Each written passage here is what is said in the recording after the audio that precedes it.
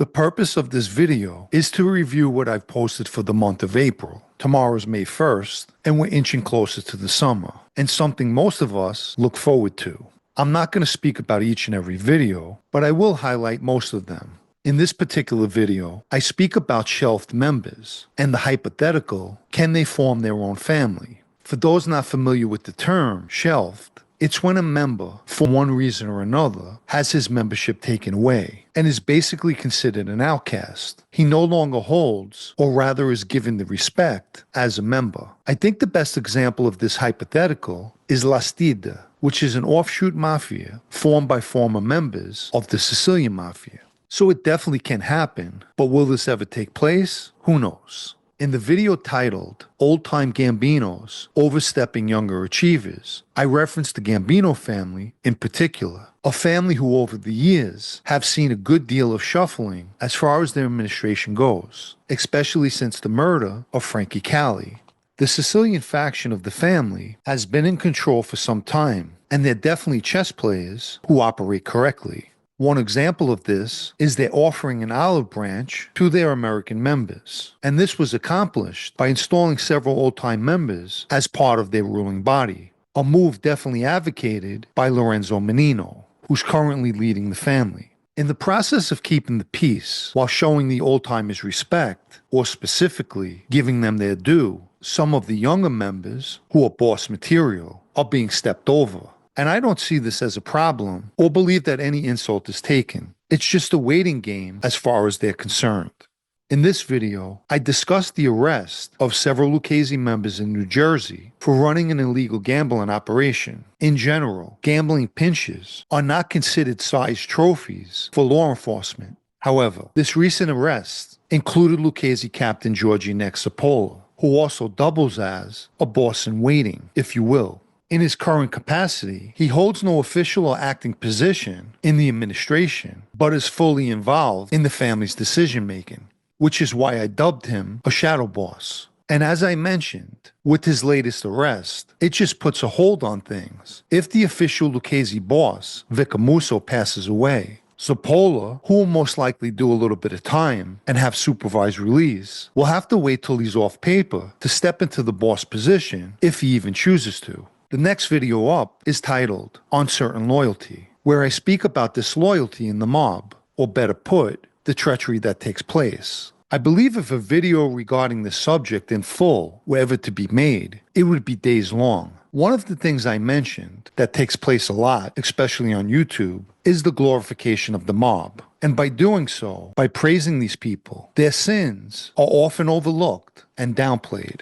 I say if someone wants to speak or point fingers, hold everyone to the same standards. One of the many things I find amusing is when people, the glorifiers, speak as if they know what goes on, the true inner dynamics of a family. Ask yourself, how could they? Do fans at a baseball game know what takes place in the locker room? They don't. I don't by any means claim to know everything, and you'll often hear me say, I honestly don't know or have no idea. But one thing that remains true, I do know what I know. I also don't claim to be an expert. I'm just a former member of that life, and I'll leave it at that. I did learn something important during my time in that life. If you don't know something, keep your mouth closed. But more importantly, sometimes if you do know, you still remain silent. This video is self-explanatory. I quickly reviewed the Lucchese bosses from Tony Duck's going forward. Each boss, naturally, had different styles of running the family. And in my opinion, Vic Amuso takes the cake as the most damaging boss. One of his greatest flaws was gas pipe. Here was the problem. Vic was loyal to gas, but that loyalty was not reciprocated, which is a perfect demonstration of the disloyalty in the mob.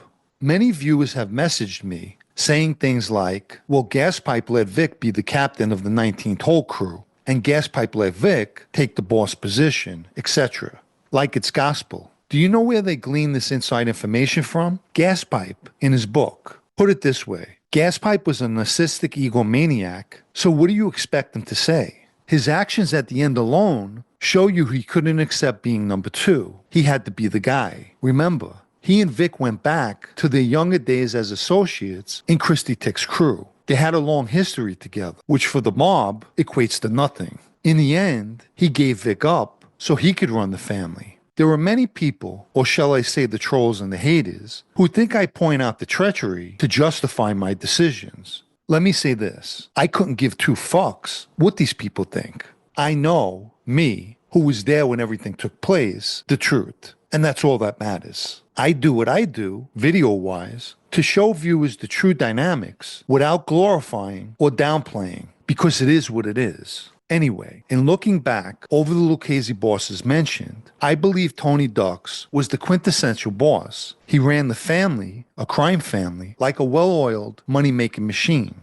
And when those good times ended, he stepped down from his position. After all, how can an imprisoned boss for life be beneficial to a family? It's insanity. I've mentioned a few times there should be a rule that when a boss gets life, or a lengthy sentence, that boss position should be taken away from him.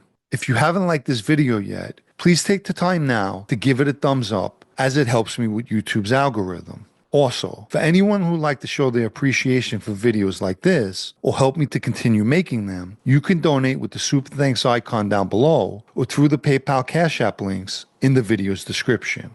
Let me quickly remind everyone of my blog, especially those of you who still enjoy reading. It can be found at sitdownnews.com and is subscription only. I'm currently putting together a new blog about Harlem, specifically Pleasant Avenue, a subject where not a great deal of information is available, with the exception of two books, The Pleasant Avenue Connection and Hitmen by Scott Detchi. I haven't read the first book mentioned, but naturally, I read Scott's book as I previously interviewed him. I've been fortunate enough to have done time with two old-timers who gave me some insight into what life in Harlem was like back then.